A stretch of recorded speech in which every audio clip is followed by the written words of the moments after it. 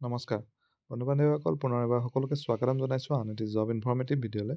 লৈ আহিছোঁ আন এটি জবৰ ইনফৰমেশ্যন, আৰু আজিৰ এডভাৰটাইজমেণ্টটো আহিছে হিন্দুস্তান পেট্ৰলিয়ামৰ পৰা, য'ত তেওঁলোকে 234টা পদৰ বাবে আবেদন বিচাৰিছে। গতিকে কি পদ, কোৱালিফিকেশ্যন, দৰমহা, কেনেকৈ এপ্লাই কৰিব লাগিব, গোটেইখিনি কথা ভিডিঅ'টিত গম পাব। ইনফৰ্মেটিভ যেন পালে লাইক আৰু শ্বেয়াৰ কৰিবলৈ নাপাহৰিব।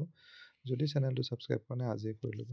এতিয়া ডিটেইল এডভাৰটাইজমেণ্টখিনি চাই লৈছোঁ। অনলাইন ৰেজিষ্ট্ৰেশ্যন অলৰেডি চলি আছে আৰু অহা 14 ফেব্ৰুৱাৰী লাষ্ট ডেট। চ' পোষ্টকেইটা হৈছে junior executive post. Junior executive মেকানিকেলৰ টোটেল 130টা পোষ্ট আছে। মেক্সিমাম 25 ইয়াৰ্ছলৈকে এপ্লাই কৰিব পাৰিব। কোৱালিফিকেশ্যন বিচাৰিছে 3 ইয়াৰ্ছৰ diploma in mechanical engineering. Pay' scale হ'ব 30,000ৰ পৰা 1,20,000। আৰু নেক্সট ইলেক্ট্ৰিকেলৰ আছে জুনিয়ৰ এক্সিকিউটিভ, টোটেল 65 আছে ভেকেঞ্চি। এজ লিমিট ছেম হয়। Qualification diploma in electrical engineering. Next ইনষ্ট্ৰুমেণ্টেশ্যনৰ 37টা আছে। কোৱালিফিকেশ্যন ইনষ্ট্ৰুমেণ্টেশ্যন ইঞ্জিনিয়াৰিঙৰ ডিপ্ল'মা লাগিব। আৰু কেমিকেলৰ আছে জুনিয়ৰ এক্সিকিউটিভৰ 2টা post. Diploma in chemical engineering থকাসকলে এপ্লাই কৰিব পাৰিব।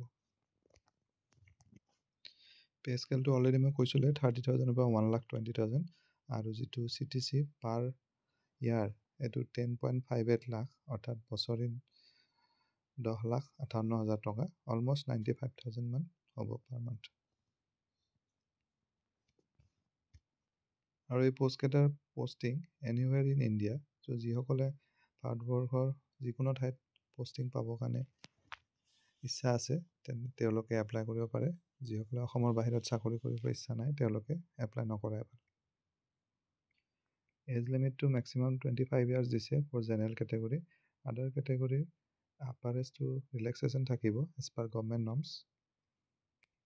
আৰু অনলাইন যোগে আবেদন কৰিবৰ বাবে www.hindustanpetroleum.com এই ৱেবছাইটটোত গৈ অহা 14 ফেব্ৰুৱাৰীৰ আগত এপ্লাই কৰিব লাগিব।